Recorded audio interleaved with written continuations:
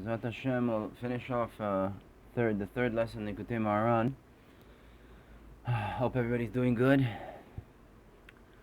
Thursday, getting close to Shabbos, thank God. So these are basically the Torah. Third lesson is kind of like over, and it's basically the end. And I guess there was some notes that a lot of the Torahs have at the end of them, like these little notes, and sometimes Reb Nachman will write in small that, like, after Reb Nachman passed away, they found, some notes, or like one of the Hasidim that copied things that Reb Nachman told him, or after a lesson that, was given when Reb Nachman wasn't there. There's all kinds of stuff that were collected. A lot of them were Reb Nachman's writings himself, and a lot of them were just things that were written or given over by heart by other Hasidim, or sometimes when Reb Nachman went traveling around to collect money to build the big klois and all kinds of big, print over Reb Nachman's books. He built a whole print house in his basement or in his house somewhere to print all the books, illegally. But that's another whole story. Anyhow, so he always went around, and a lot of times he bumped into people who met Reb Nachman and then told him some stories and stuff. So that's a lot of the stuff we have in Breslov is put together with all these things that were collected. So basically, I was thinking a little bit about the concept of the Malchut Kedusha, right? We know that right now the Shechina is in exile, right? Right, that's the state we're in. All the brachas, everything we say, we're always saying the Shem Yechud, Kudsha Brichu, Shechinte. We're always trying to unify between Kudsha Brichu and Shechinte and bring back together this galut, this exile that Am Yisrael has been in, and especially the exile that every person has been in on a personal level, because history is history and the future didn't come yet, right? So we have to deal with the moment. So this whole idea that we've been talking about the the upper yud, the lower yud, the sun, the moon, the mind, the heart, all these ideas. This is basically that Shem Yud Kei Vav Kei and Shem Elokim.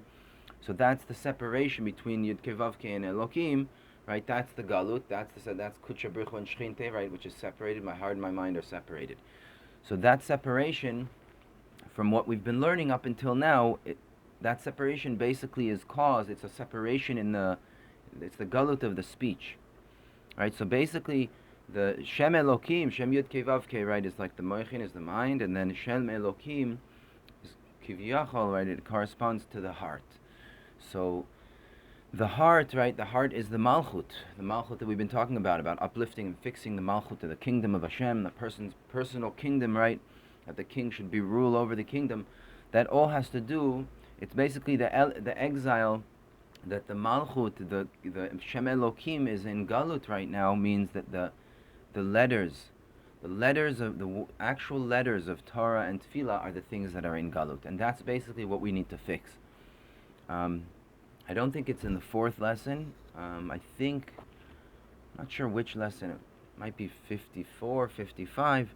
There's one lesson where Reb Nachman talks about the actual, like what I mentioned yesterday about the speech, about how it's written in the Torah. A certain commandment is written a certain way, and then by a person physically doing the opposite of what's written, by going over what it says, so he actually flips all of the letters, and they go into his bones.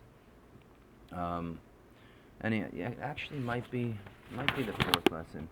Not sure, but anyhow, so that's the exile is the galut of the words, and everything we've been learning up until now is basically teaching us how we fix this exile. How do we elevate the malchut, right? Because what we need to do, like we learned in the first lesson, is we need to the vessel, which is the heart, right? We need to create the vessel, strengthen the vessel, so it has the ability to receive the light from above. Because the light is always over there, right? The light of the Yud Kei of the mind, it's always there, and it's like ready to beam down. Problem is, it doesn't have a vessel to come into. So the fixing of the speech, this whole thing we spoke about, is basically like that's the fixing, that's the reunification between Shem Yud Kei Vav Kei and Shem Elokim, is by fixing the aspect of Elokim, which right now is in exile. It's that Shechina that's in exile because of all the sins, obviously, and because of people just not knowing how to use their speech in the right way, and using the speech in the wrong way, and through that causing basically this complete confusion and mix-up of all of the letters in Torah, and things are getting upside down, and then basically what needs to be done is slowly it needs to be put back together, and the words, all the things that we did wrong and stuff need to be brought into words, and we need to set them up the right way. And Reb Nachman does that as well. In one of the stories he hints, in the two sons that were switched, he hints that that's basically the work of every person in order for him to come to his true kingdom and fix his malchut. The way the way it gets done is by setting up the garden, setting up everything the way it originally needs to be set up. The same way in the Torah we see there's lots of portions and areas like that are, they're flipped around, they're the wrong way. Like for example, the sin of the golden calf, right? So we did the golden calf in the order of how it happened in history. We did the golden calf, and after the golden calf, we built the Mishkan. But in the Torah, it's brought the other way around. There's other stuff also. There's lots of stuff where it's just Rashi. If you read Rashi there, he says that it's switched. I can't think off the top of my head right now. But a lot of the things are switched around.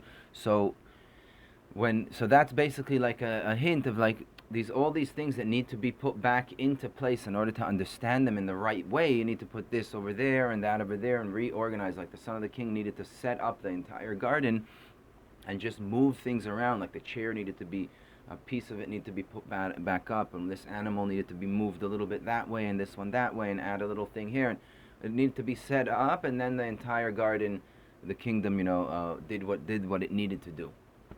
So basically, with the garden is the Torah, right? So once the Torah gets set up in the right way, and a person understands how the story goes and what it means and everything, that's when he starts hearing the melody.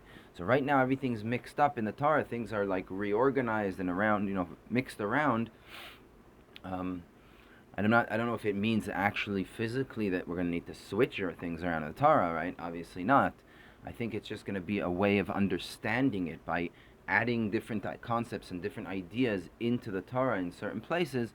It'll give a new understanding on the pshat of the Torah, on what it says over there.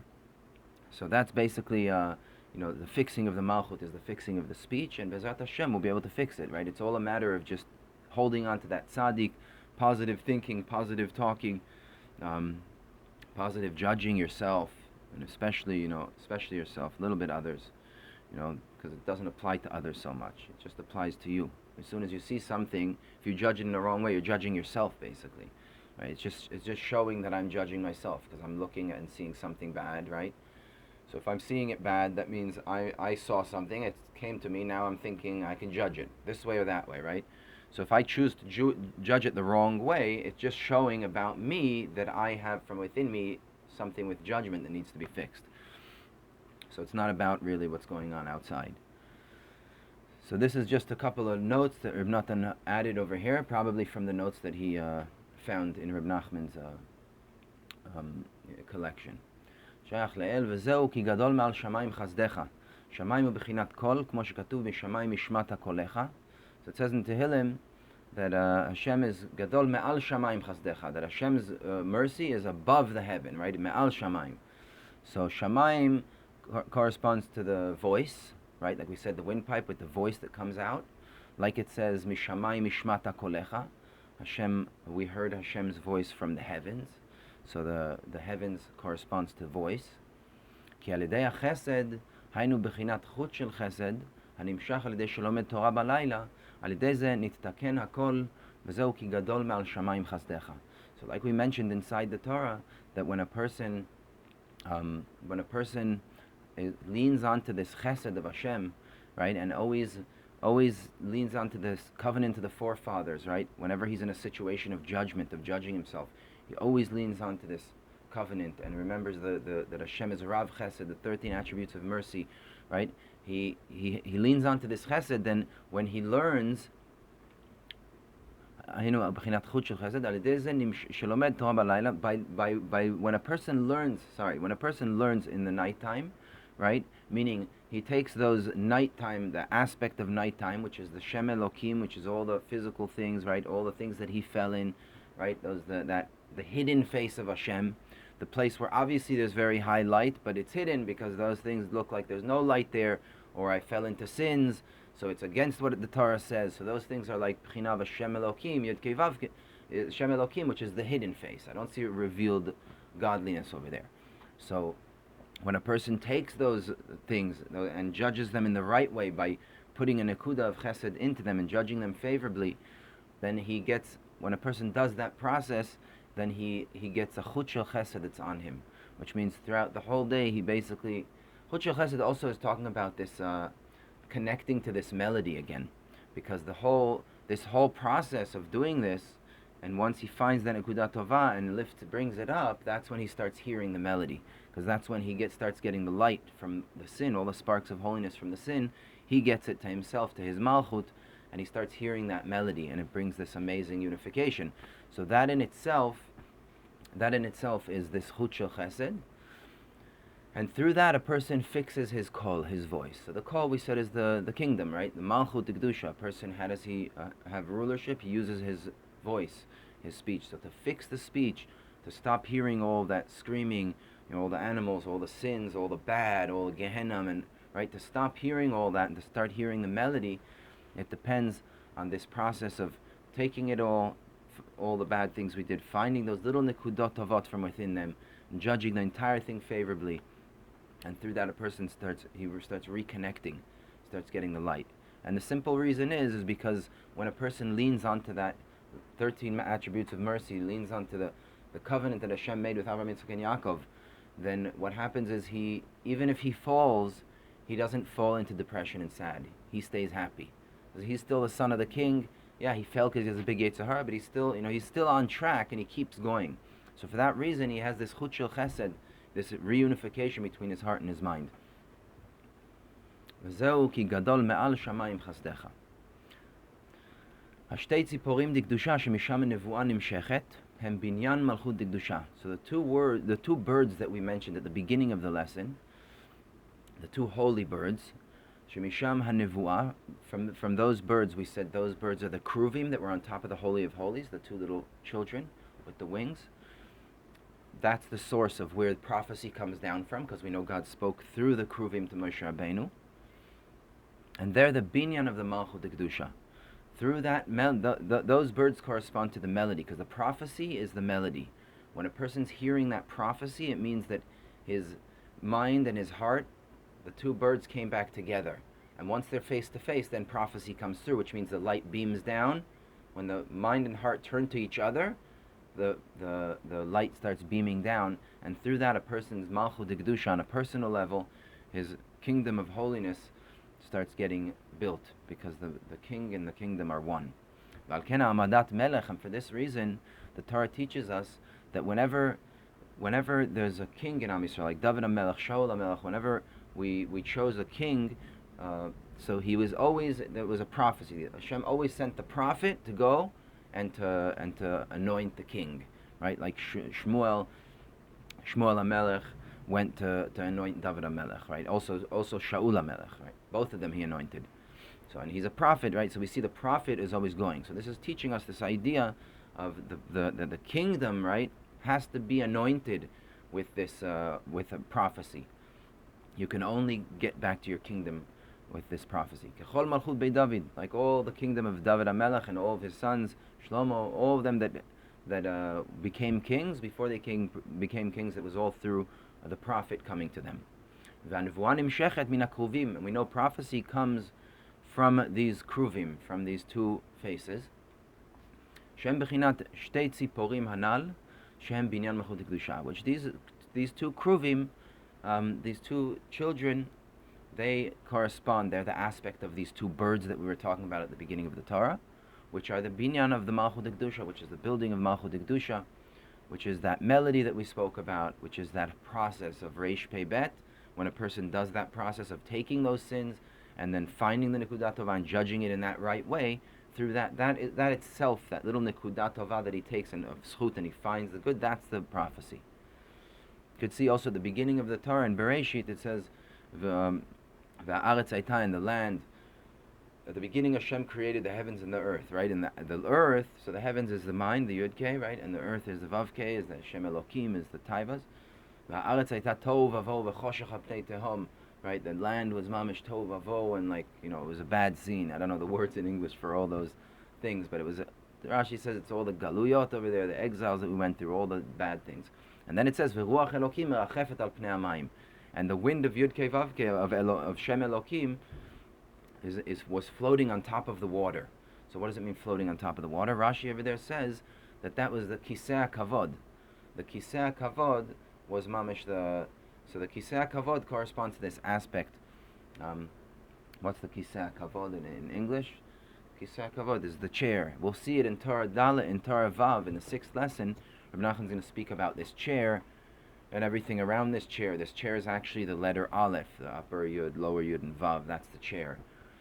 And it's connected also to the story of the two sons that were switched, which is his main test that he needed to go through, the son of the king, the true son of the king, because they were switched when they were babies, was that the main test is that he had to they showed him this chair that had all these pathways going from it, and he had to figure out how to set up this chair and set everything up in the right way in order to reveal, to come back to his true kingdom that he deserved, his Malchut Kedusha.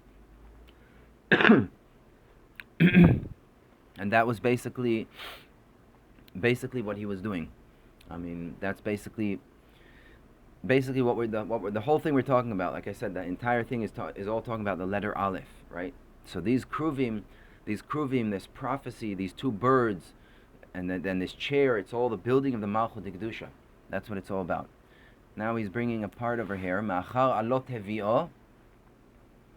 So it says, we said earlier that when they went to bring David HaMelech, where did he come from? Ma'achar alot, from behind the Kedusha, which means David HaMelech, which corresponds to this song that's going to be revealed when Mashiach comes, because he's Ne'im Zemeot Yisrael, right? The prophecy came when Shaul HaMelech was going through a state of not having prophecy and having the opposite of this prophecy wind. He was having like a negative wind.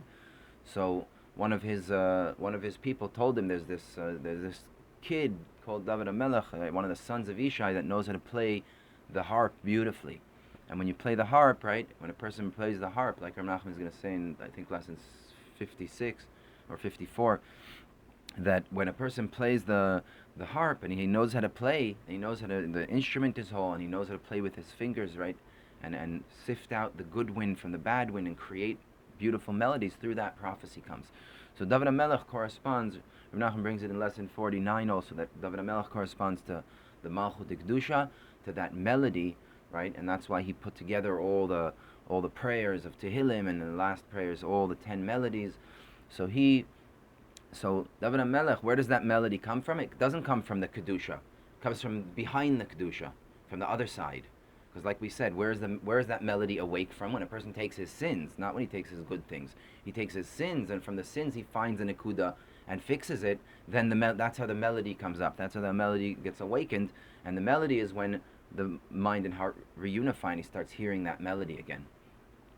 So David HaMelech corresponds to that, because that's just how David HaMelech is. His whole being was that type of person who came from behind the Kedusha. Even the way he was brought down into the world, and he grew up, they thought he was a mamzer, because David HaMelech's father basically separated from his wife because of a certain thing. I don't want to get into it now, but he separated from his wife, and his wife at a certain point realized that she just felt like must have been a very, very high woman and spiritual woman as well, and she felt the high neshama was coming down, and she basically went to his Pilegesh, his other wife that he had, and they switched around, similar to like Leah and Rachel kind of a story. Like she told her, I'm going to go in tonight instead of you, because there's a high neshama coming down, and then she got pregnant, right, and she didn't tell, nobody told. So they thought that she got pregnant outside of the marriage, and so he was basically, David HaMelech kind of grew up as like a mamzer, as a child who was born from someone else. That's how he was. He wasn't even considered like so much, one of the true sons, the 7 sons of Ishai, David's father.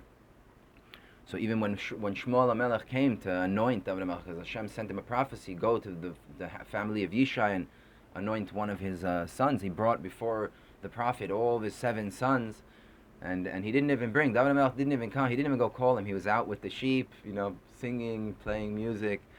That was David HaMelech, right? And the other side, he came down in a way like that, and he was completely, like, his whole life, you can see in Tehillim, he's always screaming about this, how he's just kind of on his own. Chazal say that when he would go to court, right, because they would like take him to court for stuff that he didn't do, they would always blame him, because obviously he did it. Who else is going to do it, right? And they'd take him, and then when they would ask him if he did it, he wouldn't answer, and if you don't answer, it's considered like you're saying yeah. So he would get to blame even in court for all kinds of stuff he never even did. So he ended up becoming the king, coming to his shleimut of kingdom. And where did he get all this from? He got this from this aspect of this melody which David HaMelech corresponds to, which comes dafka from the other side of the holiness. Doesn't come from the face of the kedusha, comes from the back. Hainu me'achar hamenikot, ki hem yankin לנביאים. כנזכר למעלה. וזה מאחר עלות, היינו שדוד המלך עליו השלום היה יכול לתקן ולהעלות גם הנגינה שאינו מאדם כשר. David HaMelech had the ability to fix, meaning when I say David HaMelech, I'm talking about the aspect of this melody. When a person does this process of tshuva in the right way, and then he reconnects and starts hearing the positive melody. So David HaMelech knew how to fix and uplift and elevate all the different types of melody, even a melody from a person who's not kosher, because we said at the beginning of the Torah that there's two types of melody, and really they're both talking about me, but the negative melody, the bad melody, where I'm thinking always of my bad, that's what's keeping my Malchut Kedusha, all those letters, still in exile. Those sparks can't be elevated. The only way to elevate them is by fixing them, and the way to fix them is by doing the process you need to do in order to start hearing that melody. לעלותה אל הקדושה. וזהו מאחר עלות הביאו, היינו גם הנגינה שהיא מאחורי הקדושה, and that's what it means when it says מאחר עלות הביאו, that Hashem brought him to be a shepherd on his people, right, to become king. He brought him from behind the holiness. It's teaching that also the melody that comes from behind the kedusha, which means those negative songs, those negative things that I'm hearing from within me, also those he knew how to lift them up and bring them back to holiness. בבחינת מאחר עלות, מאחר המניקות, כי הנגינה דקדושה ומאתר דין ועניין קין. Said the holy melody, David HaMelech knew how to bring that all back to the holiness. Why? Because the holy melody comes from the source where the prophets receive their prophecy from, which we said is between the kruvim. והנגינה שאינו בקדושה היא בחינת מאחר עלות.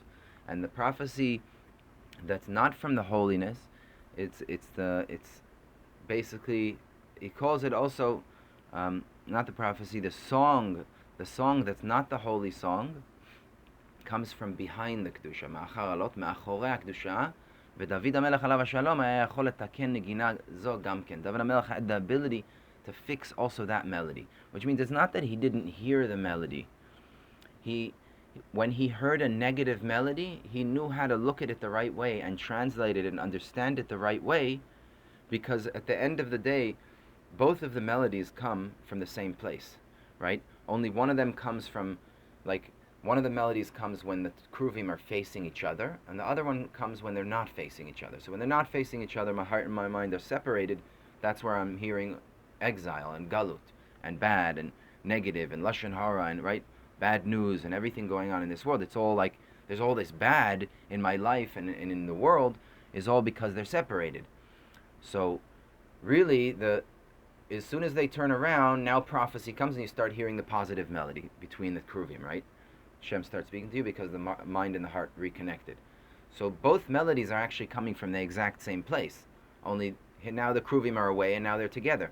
So at the end of the day, really, even all the sins and everything that applies to Shem Elokim, which is the judgment, the hidden face, is all godliness as well. It's not something separate, it's all one. The problem is when they're separated, then I hear the screaming and yelling, and it creates the separation. I'm not seeing the face of Hashem. Like my face is turned and Hashem's face is turned, kivyachol, right? They're both separated. But David HaMelech had the ability he understood that this melody that was coming when they're facing face to face and the melody that's coming when they're not facing face to face is all the exact same melody. It's coming from the same exact place. So he knew how to hear it and understand it and translate it in the way to hear a melody from both of them.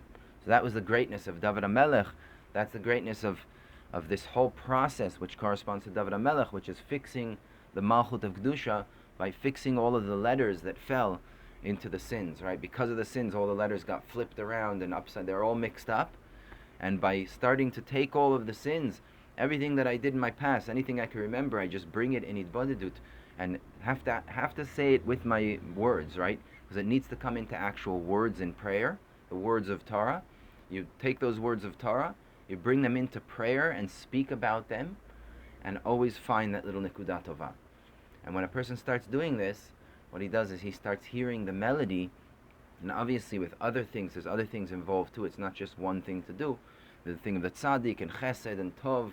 We have a whole, I don't remember the name, I think it was maybe the tzaddikim, justifying yourself or something, but there's on the Reish Pei Bet talk, there should be one. I think I'm going to put it on as one of the introductions in Likutei Moharan, because I think in that group on YouTube, because I think it'll be much better to understand a lot of the things in Likutei Moharan. But that would be a really good one. It's all about teaching about this whole foundation, how a person needs to look at it in order to elevate the Malchut Kedusha and start hearing this positive melody. ועל ידי זה נתעלה מלכות הקדושה, וזהו מאחר עלות הביאו לראות ביעקב וכו', כי על ידי זה זכה למלכות. And that's why it says in that pasuk, it says that Hashem brought him מאחר עלות from behind the Kedusha to be a shepherd on Yaakov, right? The Am Yisrael, which is called Yaakov, the nation of Yaakov. Because through that was the reason why David HaMelech, why every single person personally, that's the reason why a person could merit to this malchut, to this kingdom, to really rule over his entire being, and not. It's not that you stop hearing the negative melodies. They're still playing. When the kruvim, when the mind and heart are connected, the melody is still playing the negative melody, but you're not hearing it anymore, because you know how to translate it in the right way. You're translating all of the negative melody into positivity. Because as soon as I translate the bad in my life, bad things that go around, bad things in my life, sins that I did, as soon as I translate those things into a negative, a bad thing, I'm automatically making a separation between Shem Elokim and Shem Yud Kei Vav Kei.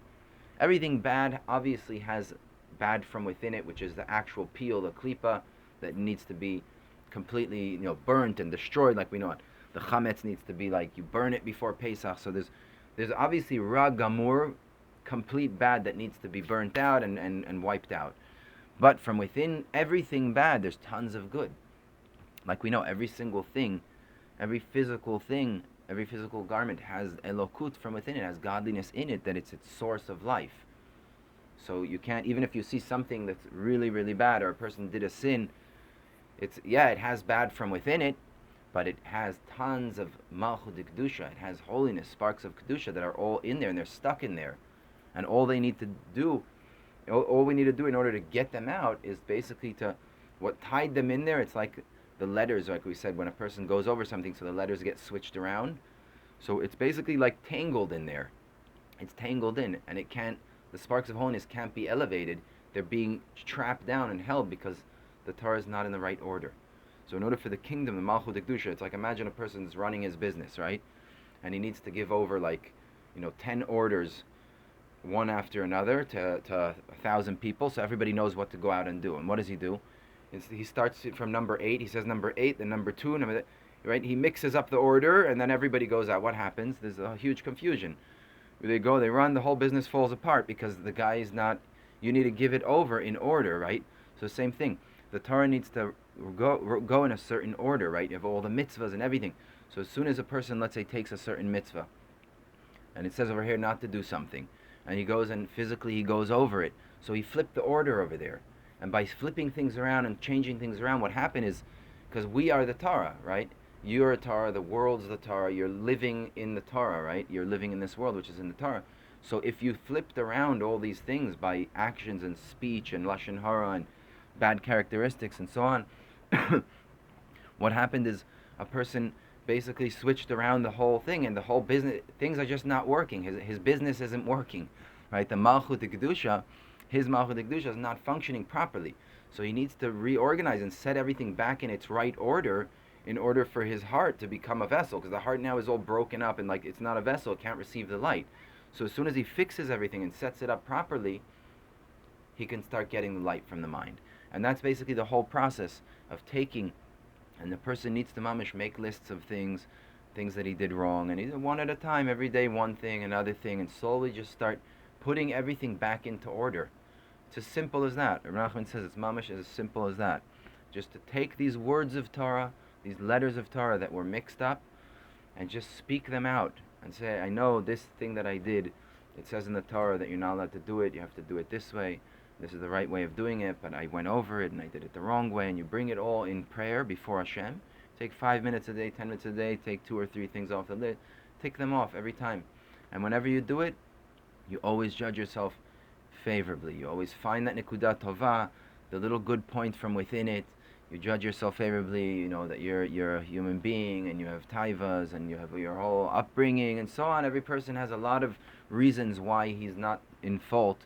For it's very easy for us to find all the excuses when a cop pulls you over, or when you're when you get to court, you have anything to say, and a person has his whole list of what he's going to say, right?